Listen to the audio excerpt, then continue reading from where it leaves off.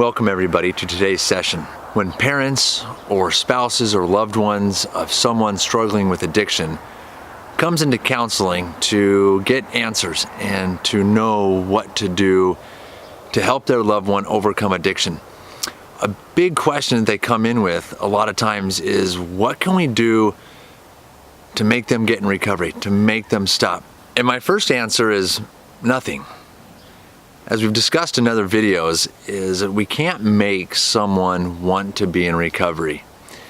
They've got to do it themselves, but this is a hard answer for a lot of family members who really want to make the person or really force or encourage strongly or make that person see within themselves that they should change.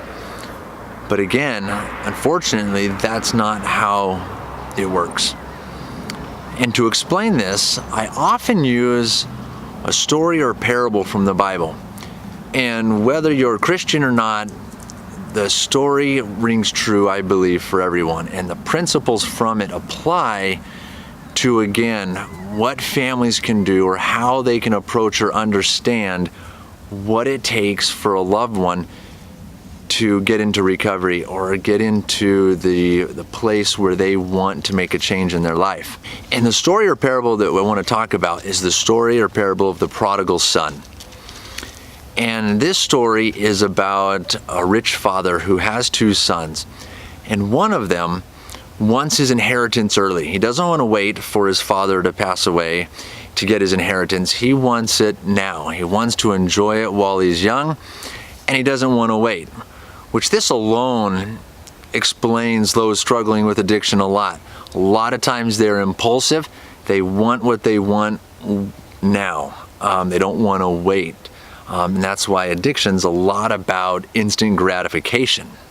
And that's what this story is about. It's about a young man who wants instant gratification. He wants his inheritance and he wants to enjoy it now. So his father gives it to him. His father says, fine, here you go.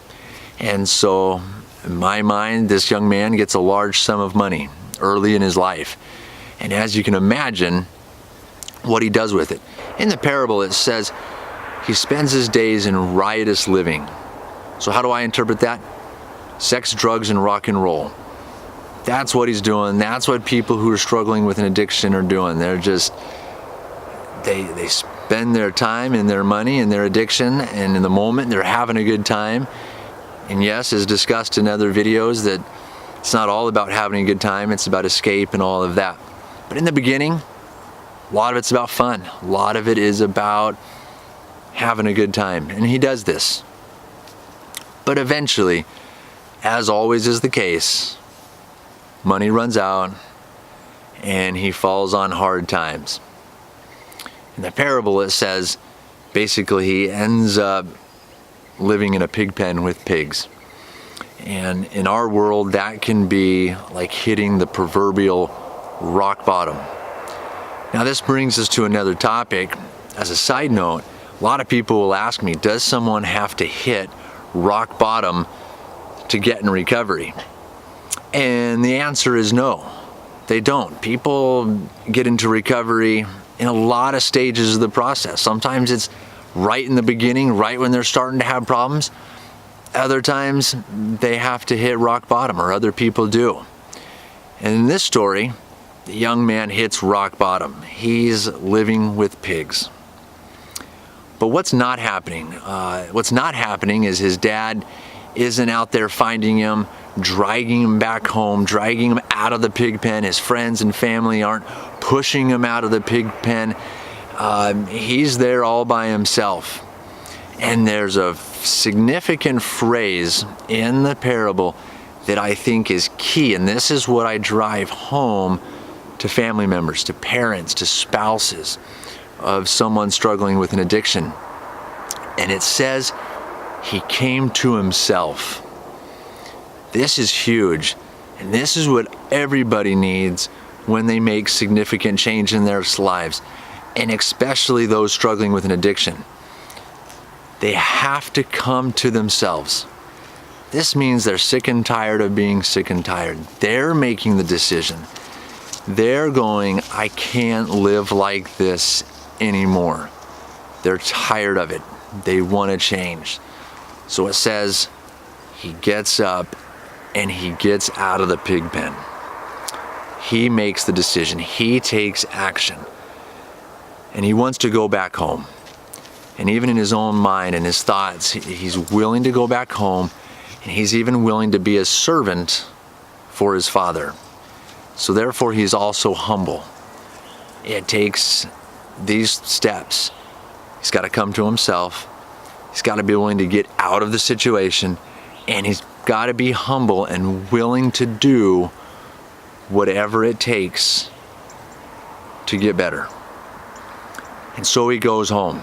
Now there's another significant part of the story of how family members and what I teach them, how they approach the situation. So it says he's coming home, and it says that his father sees him coming from afar off. What does this say? To me, this says the father is looking for him to come home.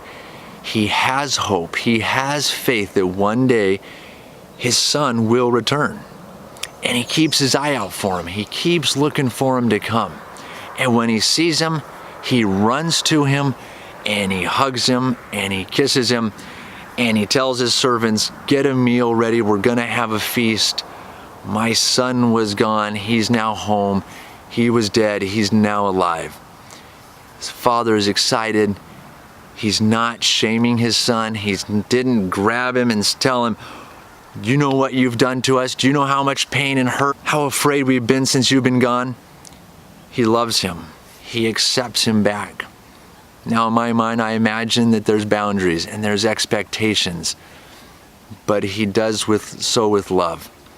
And to me, that's what family members can do.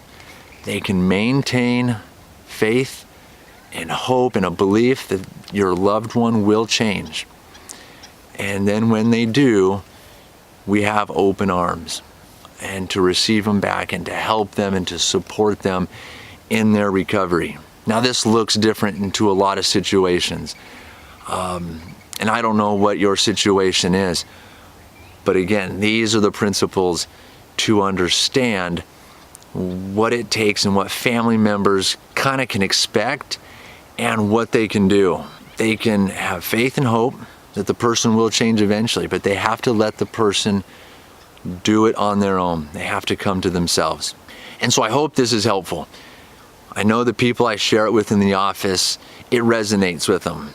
And it helps them understand that they can't make the person change.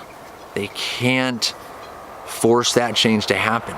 People have to, again, come to themselves. They have to realize within themselves that they're ready to change, that they're ready to do whatever it takes and to humble themselves to do the hard work.